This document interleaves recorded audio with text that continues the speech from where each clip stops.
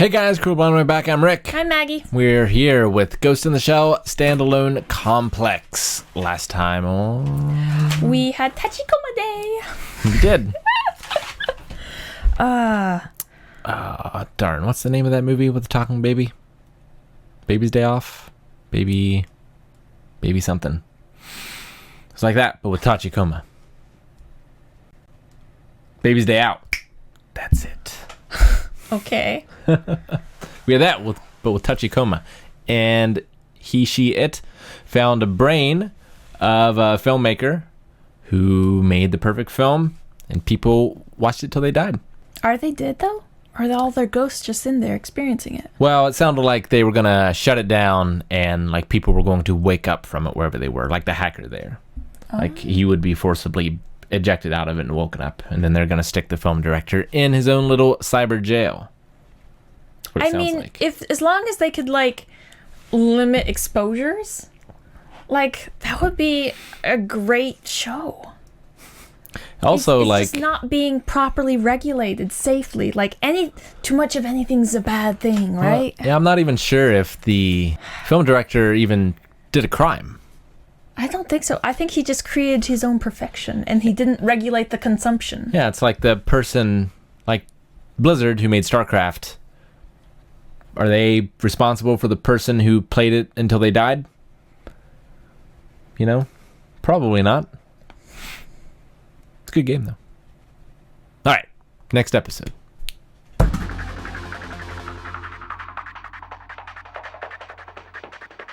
Such a juxtaposition to the last episode. So where it seems like real life can't possibly compare with the amazingly wonderful experience that you can get with like that cyber movie thing. And yeah, in this episode, the exact opposite, it seems to be true. It's like nothing can compare to the real life memories as far as the horrors of real life. Yeah, real memories. Some things so terrible that they aged her like 50 years in 10. Somehow. So her father was one of the pioneers in cybernetics, and it was much more conflicted back then as to whether people should do it. This Human Liberation Front kidnapped the daughter, who was like the poster girl for the technology. And I don't know what they did with her or how the daughter became the leader. Like, how old would you say that daughter is? I mean, well, the same age as she was when she was taken, 16, I guess. Yeah. Which there's certainly child soldiers. But I wonder, like, she's natural. Yeah. But the mom isn't.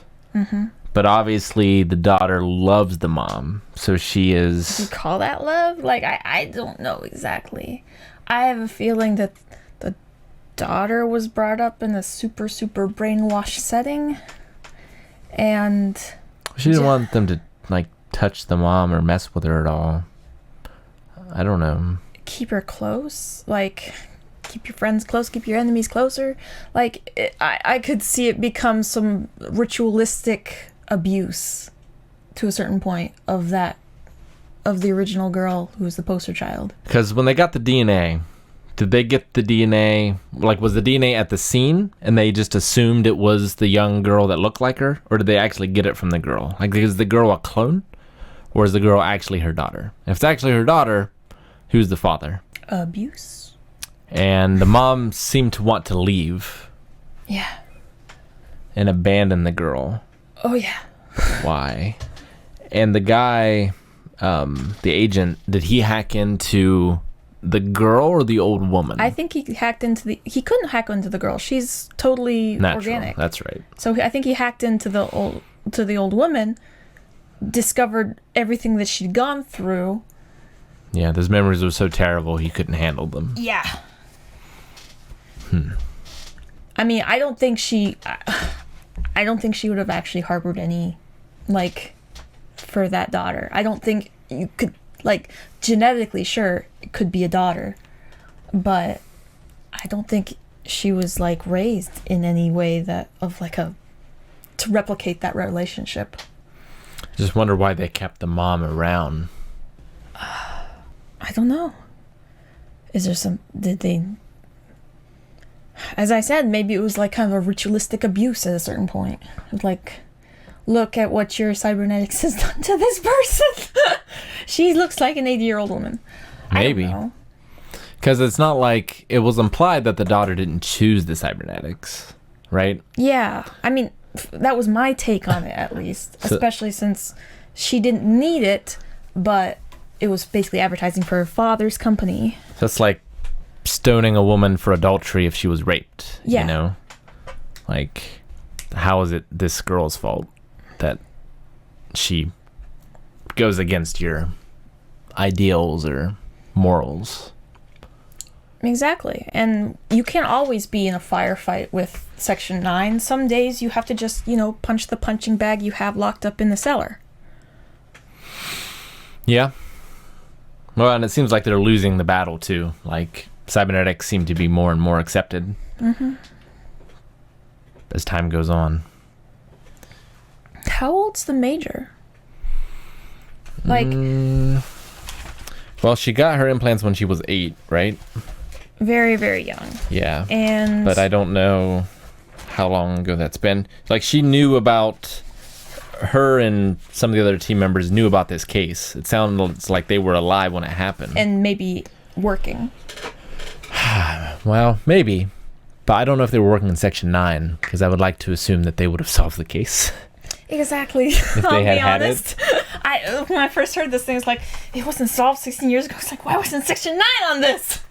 So I got the impression that it was at least before their time in Section 9. Like, maybe they were in other sections or in training or whatever, but... This is where my notes really fail me, because, like, I want to go back and establish a timeline. Well, at the very least, Togasa, like, he is his age. Like, he's the age he looks, I think. Yeah. Roughly 30 to 35? Bateau fought in World War III. Yeah. He would have been of soldier age then. Which I assume that's a thing. Like, you can't join the army after a certain age. Now. Yeah, but with cybernetics, just load them into a different tank. Maybe, but I mean... I think part of it is, like, brain development as well. Well, before a certain age. But after a certain age, why would that be an issue? Well, because I think part of it is when brains... especially male brains are underdeveloped, a lot of guys just have this idea of like being invincible, and like I don't want to say a propensity for violence, but being manipulatable to commit violence, if that makes sense. And I think that lessens after a certain age. I think that's part of the reason that there's an age limit in the military, more than just physical peakness. That's very depressing. But I think that's part of it, and something that has been exploited for a very long time in military history. I mean, you say military history. I was listening to stuff about Genghis Khan today. Yeah, I'm not sure. I feel like a lot of this stuff has been within the last 50 to 60 years. I think so. I think it's certainly something that, like, I think it would be in real life. Maybe. Like the internet has been. Like, just the rapidity of change that it allows. I think that would happen with cybernetics as well. Like, once we get that point where we can really meld CPU and bionetics. Then we start having even worse, like, where you can't get the next GPU. Well, I learned some interesting world stuff. Clone humans can't inherit property. Doesn't mean they can't own property, they just can't inherit based on their genetics. Mm-hmm. So that's interesting. A truly self-made person? Well, I guess, like, they don't want people, like, cloning themselves and giving themselves their own property, I think is the bigger issue that they're trying to avoid. Okay. More than children. More than, like, someone trying to clone a person to fake, like, who gets the property now? Yeah, like, you know, if you... How do they tell difference between clones? I mean, I don't think they have the whole, like, eye dot things. Well, I think, I don't know if clones themselves are illegal, but I think it is a regulated sort of thing. So, like, if you clone someone, you have to have a paper trail that you've done it legally, I think. I don't know if they have a way of telling if someone does it illegally. If there's like a, you know, some sort of stamp or with that ghost. With that clone general thing, the really big important thing with that one was not just that they cloned the person, it's what they did. They did it secretly, and they copied his brain over. Well, yeah, so they would bring them all back, and they would have the ghosts, all of their memories fused together, and then put back into the receptacles, and then they would be off on their way again. Mm-hmm. And it would just be this sort of continual process. But it does seem like they would need some sort of Blade Runner style replicant test in this to be able to tell, like, is there a ghost in there? That's what I was saying with the 6th day thing. It's like, let's look very closely at your eye while we talk about a dog dying in the desert. No, in the 6th day they had the thing where it's like clones had those dots. Right where your tear duct is. Mm-hmm. So that's why, like, at the end of the movie, you look at your own, it's like, I'm a clone! And, like, people that had been clones of clones would have more dots somehow. I don't know. It was very funny and cool and science fiction-y. It tackled a lot of the same ideas that this was hitting. But I was freaked out thinking that maybe that they were using the guy at first to basically ferry over... infiltration force, like if there was bunches of ghosts in him. Oh, I see. Sure. I mean, like, I thought he might have memories later, but like his unit wasn't killed; they were all put inside of his mind. Yeah, and then he was like, someone was holding him hostage, basically. Yeah, that could be interesting. Or like he had a bunch of the bad guys uploaded into him, and as soon as he got to, once they brought him back into, like, you know, this SS9 base, they'd all, like, you know, I don't know, self-destruct, Bluetooth into receptacles or something. I don't know. Except they wouldn't be able to do that because they wouldn't have the parts, right? Well, probably. As soon as he linked into something, then they would all just like download themselves in the nearest tank and then wreak havoc. I don't know. Major felt a connection to Eka, and like, I wonder if she was forced to get cybernetic parts, or if it was her choice, or if it was like a survival thing, like she has to have this or she won't be able to survive. I mean, it happened so young, it would be tough to be her choice, you know. Yeah, I wonder if that's why she relates, or if she has seen like other people be forced into body modifications that they don't want. I don't know. It's always difficult with children like that, isn't it? It's like, even if they truly like comprehend and understand all of the future ramifications, which they really, on some level, they really can't, just because it's down to experience and such. It's like, you can't know what you can't know. Well, yeah. But they're also, it's like, kids can understand a lot. Well, even adults, like, you know, if 10 year later you was put back in time 10 years ago, like, would they make the exact same decisions? Probably not. I would. And not even if they lost the like ability of foresight of knowing how the decisions were going to turn out. Like, you just are in a different place in your life, and you have different experiences and different points of knowledge, and paradigms might have shifted slightly due to different priorities. Yeah, it's like the Major was talking about last episode. You know, you are always moving forward, or else you're dead. That's all I got for this one. I really liked it. Like, I didn't, I felt like the Major and everyone in the story was unsatisfied with the resolution. So, like, I feel like I'm supposed to be unsatisfied, and I'm supposed to be questioning, and I'm never going to get those answers, but neither are they. Well, yeah, it's kind of like, you'll never know the whole story, but if you did, you'd wish you could forget it. Yeah, it's like a Lovecraft thing. Yeah. Knowing too much can be a problem. But, like, on some level, it's like, it's like, sometimes those stories do need to be told and do need to be spread so that people can understand the slippery slope or something. Like, Sure. I'm sure the people that joined the Human Liberation Front in the beginning Had good intentions. well, even if they were just trying to seek a sense of like control because of all of this technology changing so fast and it's starting to affect them personally, like on the who am I, what makes you and I alike and different. It's like it's a little.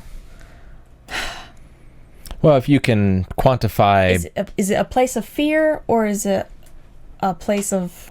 Basically, it seemed like a situation where something wasn't communicated right, or maybe at all, to a group of people.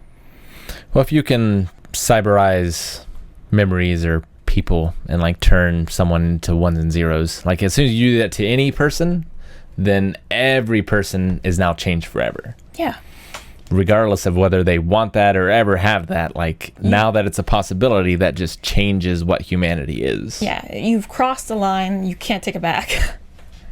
So I can really understand. Like, I'll be honest, like, if I was suddenly, like, tomorrow stuck into this world with this sort of level of control and invasion, kind of, and, like, I would not know, I would probably commit every single faux pas in the book. Like, it's like, oh, I'm sorry, I thought that was just a computer. It's like, how dare you, and such, like, trying to understand, like, what makes a person and how I fit into that and how I want to fit into that. Like, I don't think I'd necessarily want to cyberize and have link ports and all that sort of stuff. Like, some of that stuff would be amazing to experience, to think about and such, and like, it sounds great and cool and such, but then I'm also like, how do I retain as much bodily autonomy as I can? That being said, bodily autonomy is still an issue right now. Yeah. Another good episode, another 2 standalones in a row. So I wonder if we're back to Laughing Man next time, or... I always wonder with these standalone episodes, like, what concepts are they trying to, like, prepare us for in the future? Like, what are we setting up into? Well, let's find out. If you don't want to wait, you can head over to patreon.com/blindwave, where you can see a reaction to the next 4 episodes right now. Not just for this show, but for all of the non-live shows that we do. You can also watch along with us with our full-length reactions as well. You will need your own footage, but you can watch along. We can watch together. See you next time. Bye-bye.